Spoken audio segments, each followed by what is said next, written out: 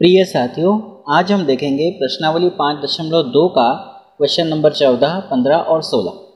Question number 14 है 10 और 250 के बीच में 4 के कितने गुणज हैं। मतलब 10 और 250 के बीच में ऐसी कितनी संख्याएं हैं जिसमें 4 का भाग जाता है। तो हम क्या करते हैं, 4 के कुछ गुणजों को लिखकर लास्ट वाला गुणज लिख लेते हैं और सभी गुणज को पता करने के लिए हमको यहाँ पर एक एपी बनाना पड़ेगा, समांतर श्रेणी बनाना पड़ेगा और समांतर श्रेणी बनाकर हमको पता करना पड़ेगा कि 4 के कितने गुणज हैं। तो सबसे पहले हम लिखते हैं 10 और 250 के बीच में 4 के गुणज निम्न होंगे। तो 4 के गुणज कौन कौन से हो सकते हैं। तो 10 और 250 बोला है, मतलब 10 और 250 को छोड़ना है। तो 10 के बाद आता है 11, 11 में 4 का भाग नहीं जाता है। फिर 11 के बाद आता है 12, 12 में 4 का भाग जाता है। तो पहला गुणज है 12। बाकी गुणज आपको परेशान होने की ज़रूरत नहीं है, 4 4 जोड़ते जाएंगे तो आपको अगले गुणज मिलते जाएंगे। जैसे 12 में 4 जोड़ेंगे 16, 16 में 4 जोड़ेंगे 20, 20 में 4 जोड़ेंगे 24। इस तरह से हमने स्टार्टिंग के 3-4 गुणज पता कर लिए। उसके बाद आगे बढ़ेंगे एंड सो ऑन, और लास्ट वाला गुणज हम लेंगे। एक तो 250 है, 250 इसको नहीं लेना है क्योंकि बोला है 10 और 250 के बीच में। 250 के पहले आता है 249, 249 में 4 का भाग नहीं जाता है। फिर आता है 248, 248 में 4 का भाग जाता है। आप देखेंगे 4 6 24 और 4 दूनी 8। तो इस तरह से हमने शुरू के 2-3 गुणज देख लिए 4 के और लास्ट वाला गुणज ले लिया। लेकिन हमको ये पता करना है कि 10 और 250 के बीच में 4 के कितने गुणज हैं। ये तो कुछ ही गुणज हमने लिखे हैं, इनके आगे भी और होंगे। 24, 24 के बाद 28, फिर 32। तो ऐसे थोड़ी पता हम करेंगे कि 24, 4 28, 4 32, 4 36, इसमें बहुत टाइम लग जाएगा। तो इसको हम समांतर श्रेणी हमने इसको बना लिया है। तो nवां पद के फार्मूले से हम 4 के गुणजों की संख्या को पता करेंगे। तो यहाँ पर ये हमारी समांतर श्रेणी है, आप लिख सकते हो यह एक समांतर श्रेणी है क्योंकि सभी में 4 का अंतर है। समांतर श्रेणी है और समांतर श्रेणी जब है तो इसका प्रथम पद भी होगा a, ये है 12। उसके बाद सार्वांतर निकालना है तो दूसरे में से पहला या तीसरे में से दूसरा या चौथे में से तीसरा घटाकर आप निकाल सकते हैं। तो दूसरे में से पहला घटाते हैं तो 16 में से 12 गए तो यह आ जाएगा 4। और साथ में आपको nवां पद दिया है 248। तो प्रश्न में यह बोला है कि 10 और 250 के बीच में 4 के कितने गुणज होंगे। हम मान लेते हैं कि 10 और 250 के बीच में 4 के n गुणज होंगे। मान लेते इसको, मान लो 10 और 250 के बीच में 4 के n गुणज होंगे। n गुणज होने का मतलब है पदों की संख्या n है। इसीलिए आप फार्मूला लगाएंगे an बराबर a plus n minus 1 into D. हमको यहाँ पर ज्ञात करना है n का मान। an का मान हम रखेंगे, यह है 248 बराबर a का मान है 12 प्लस n का मान ज्ञात करना है -1 और d का मान है हमारे पास 4। यहाँ लिख देते हैं 4।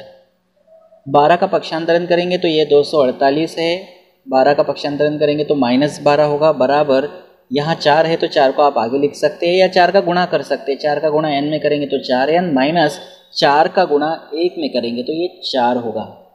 घटाएंगे, यहाँ पे 248 है, घटाएंगे तो 8 में से 2 गया 6, 4 में से 1 गया 3 और यहाँ है 2। ये आ जाएगा 236 बराबर 4n माइनस 4। -4 का इधर पक्षांतरण करेंगे तो ये होगा 236 प्लस 4 बराबर 4n। ये 236 और 4 हो जाएगा 240 बराबर 4n। या हम इसको पलट के लिख सकते हैं 4n बराबर 240, तो n का मान आ जाएगा 240/4, भाग देंगे 4 एकम 4, 4 चिंग 24 और 0, तो इस तरह से आपका n का मान आ गया 60।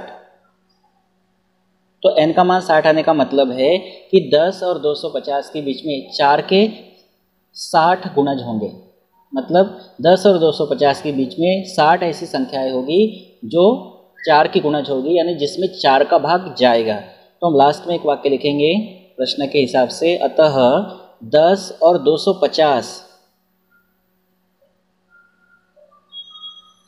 के बीच में 4 के कितने गुणज है? 60 गुणज होंगे।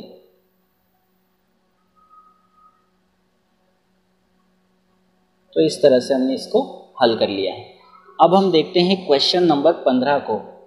ये भी बहुत ही सरल है, थोड़ा सा आपको ध्यान देना है। इसमें क्या बोला है? प्रश्न में ये बोला गया है n के किस मान के लिए, मतलब n का मान आपको पूछा है, n के किस मान के लिए दोनों समांतर श्रेणी हो। एक समांतर श्रेणी पहली तो ये दी है और दूसरी समांतर श्रेणी ये दी है। वो बोल रहा है कि n का ऐसा कौन सा मान है, मतलब ऐसा कौन सा पद है जहाँ पे nवें पद बराबर हो जाएंगे। मतलब जैसे अगर आप यहाँ देखेंगे तो सभी में 2-2 का अंतर है, और यहाँ पर देखेंगे तो सब में 7 का अंतर है। इस श्रेणी को आप आगे बढ़ाएंगे तो 63, 65, 67, फिर 2 का अंतर है तो 69, 71 ऐसे जाते जाएंगे। वैसे इसमें 7-7 का अंतर है तो 3 और 7 10 और 7 17 और 7 24। इस तरह से जब आगे बढ़ते जाएंगे तो ऐसे कौन से पद होंगे या ऐसा कौन सा मान होगा जब यहाँ का पद और यहाँ का पद आपको समान मिल जाएगा। तो उसके लिए हमको पूछा है कि n का मान, n के किस मान के लिए दोनों समांतर श्रेणियों के nवें पद बराबर होंगे। तो ये पहली समांतर श्रेणी है, इस पहली समांतर श्रेणी को हम लेकर चलते हैं। हम लेते हैं पहली समांतर श्रेणी,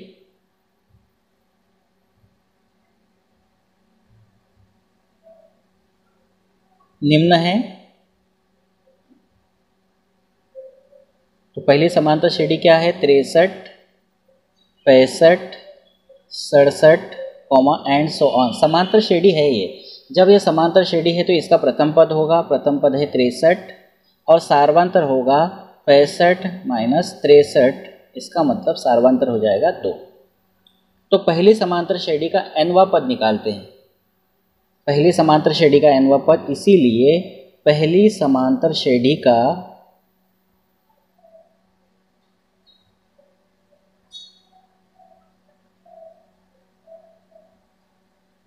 nवां पद,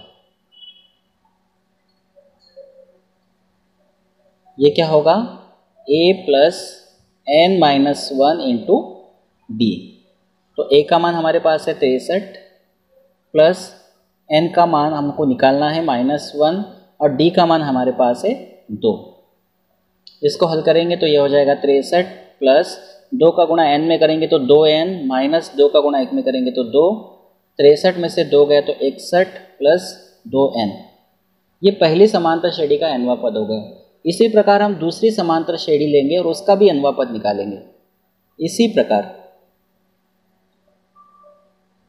दूसरी समांतर श्रेणी जो हमको दी है, दूसरी समांतर श्रेणी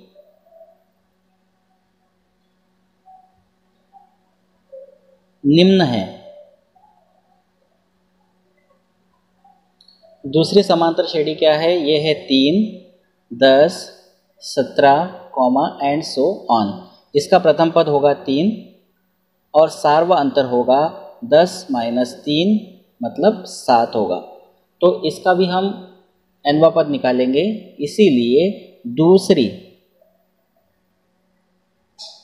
समांतर श्रेणी का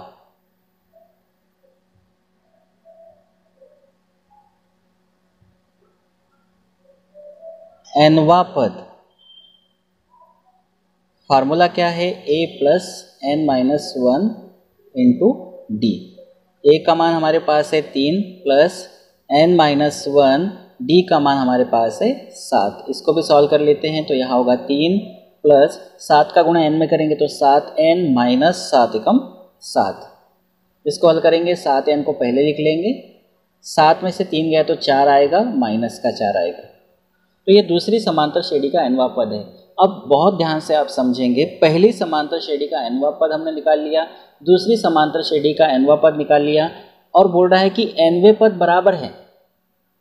nवें पद बराबर है तो nवें पद बराबर दिए है, लेकिन n के किस मान के लिए? तो n का मान पूछा है, लेकिन nवें पद बराबर दिए, मतलब ध्यान से समझना क्या दिया है, दोनों समांतर श्रेणियों के nवें पद बराबर है, ये दिया हुआ है हमको। पहली समांतर श्रेणी ये है, दूसरी समांतर श्रेणी ये है, मतलब दोनों समांतर श्रेणियों के nवें पद बराबर है। तो हम लिखेंगे हमको क्या दिया हुआ है, प्रश्नानुसार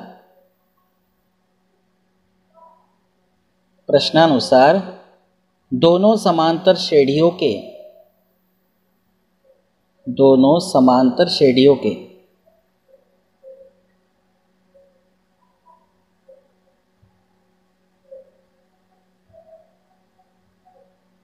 nवें पद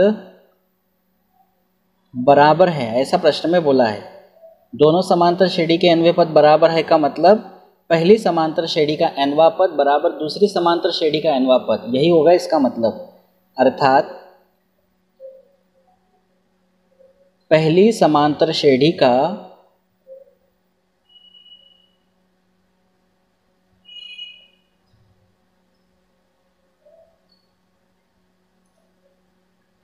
nवां पद ये बराबर होगा दूसरी समांतर श्रेणी के nवें पद के। दूसरी समांतर श्रेणी का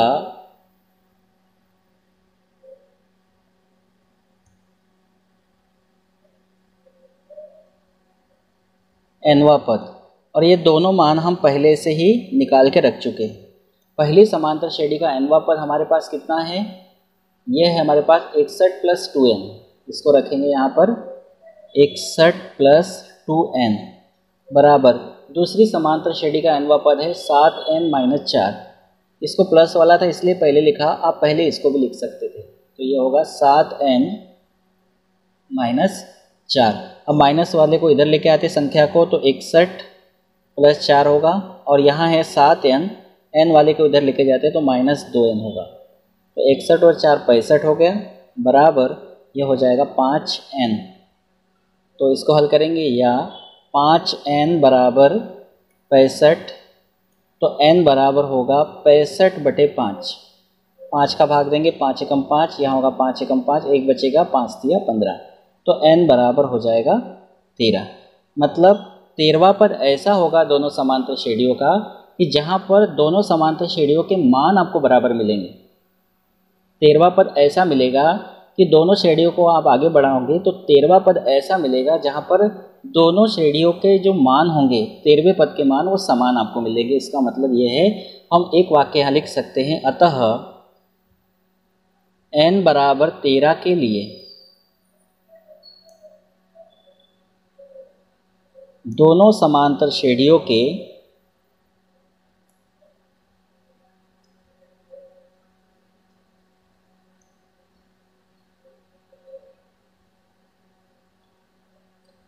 मान बराबर होंगे। मान बराबर होंगे, इस बात का मतलब आप समझ गए होंगे कि दोनों समांतर श्रेणियों को जब आप आगे बढ़ाएंगे तो पहली समांतर श्रेणी का जो 13वां पद होगा, पहला दूसरा तीसरा ऐसा 13वां पद होगा, और दूसरी समांतर श्रेणी का जो 13वां पद होगा वो मान आपस में बराबर मिलेंगे। तो n का मान पूछा था, तो n का मान है 13। अब एक क्वेश्चन हम और करेंगे इसमें, क्वेश्चन नंबर 16 है। इसमें बोला गया है एपी ज्ञात कीजिए। एपी का मतलब अर्थमेटिक प्रोग्रेशन, समांतर श्रेणी ज्ञात करना है। और एक बात ध्यान रखना है, समांतर श्रेणी ज्ञात करना है तो उसके लिए आपको ए का मान चाहिए और डी का मान चाहिए। जब तक ये दोनों मान नहीं मिलते आप एपी ज्ञात नहीं कर सकते। तो एपी ज्ञात कीजिए जिसका तीसरा पद दिया है 16, तीसरा पद 16 दिया है, मतलब A3 का मान 16 दिया है। और बोला है कि सातवां पद मतलब A7 पाँचवें पद से मतलब A5 से 12 अधिक है, सातवां पद पाँचवें पद से 12 अधिक है, तो एक कंडीशन ये वाली दी है, दूसरी कंडीशन ये वाली दी है और AP ज्ञात करना है, समांतर श्रेणी आपको ज्ञात करना, अर्थमेटिक प्रोग्रेशन ज्ञात करना है। तो इसको हल करेंगे। क्या ज्ञात करना है तो हमको पता चल गया। क्या क्या दिया है उसको लेके चलते हैं। दिया है तीसरा पद 16 है, तो लिखेंगे तीसरा पद A3 बराबर 16। A3 का फार्मूला होगा A + 2D बराबर 16, समीकरण नंबर 1। तथा और क्या बोला है, सातवां पद मतलब A7 पाँचवें पद से मतलब A5 से सातवां पद पाँचवें पद से 12 अधिक है, मतलब सातवां पद 12 अधिक है ऑलरेडी, तो यहाँ पाँचवें पद को 12 अधिक करना पड़ेगा, प्लस करना पड़ेगा, तब जाके बराबर होगा। तो सातवां पद पाँचवें पद से 12 अधिक है, ये अधिक है तो इसको अधिक करेंगे तब जाकर बराबर होगा। तो सातवें पद का फार्मूला होगा A + 6D बराबर पाँचवें पद का फार्मूला होगा A + 4D और +12। A से A कैंसिल हो जाएगा, तो यहाँ बचेगा 6D बराबर 4D + 12। तो यहाँ पहले से है 6D, 4D का पक्षांतरण करेंगे, -4D बराबर 12। 6 में से 4 गया तो आ जाएगा 2D बराबर 12। तो यहाँ से आप निकाल लेंगे D का मान, D बराबर 12/2, 2 एकम 2, 2 छिंग 12, तो D बराबर मिलेगा 6। D मिल गया। अब हमको चाहिए A का मान, तो ये D का मान हम रख लेते हैं समीकरण 1 में। तो हम लिखेंगे यह मान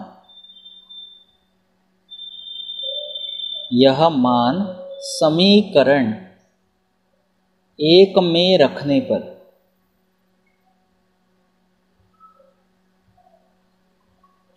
तो समीकरण 1 है A + 2D, तो 2 × D का मान रखेंगे 6 बराबर 16। इसको हल करेंगे तो A + 6 दूनी 12 बराबर 16, A बराबर 16 - 12, A बराबर 4। तो जैसा मैंने आपको कहा था AP ज्ञात करने के लिए प्रथम पद और सार्वअंतर चाहिए, तो AP बनाना बहुत आसान हो गया। अब लिखेंगे अतः AP निम्न होगी।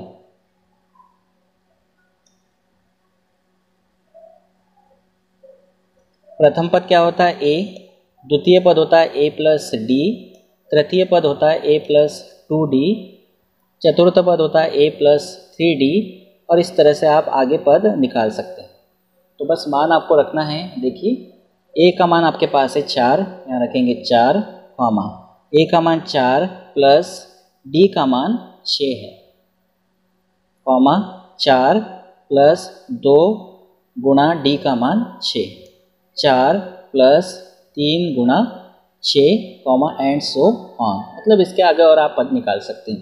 तो A का मान और D का मान हमने रख दिया, यहाँ आएगा 4, कॉमा 4 और 6 होगा 10, ये होगा 4 प्लस इन दोनों का गुणा करेंगे 6 दूनी 12, 4 प्लस इन दोनों का गुणा करेंगे 6 तिया 18, कॉमा एंड सो ऑन।